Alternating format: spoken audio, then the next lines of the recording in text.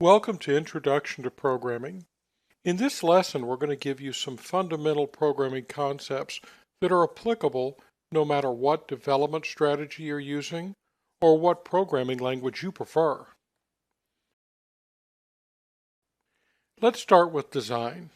All good programming should be software engineering. Well, to be clear, software engineering is not a synonym for programming. In other words, simply writing code does not make software engineering. So what are the basics of software engineering? First and foremost, design.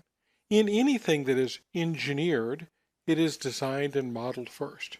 Now later we will cover in later lessons some very specific design methodologies you may choose to implement.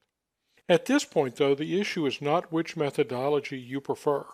The issue is really that you're doing some level of design. You're thinking about your code before your hands touch the keyboard.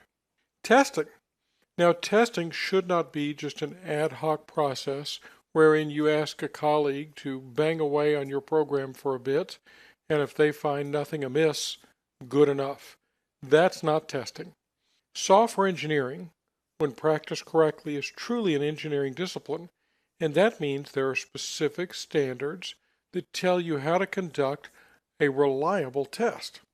Basically, testing, if it's not done reliably, might as well have not been done at all.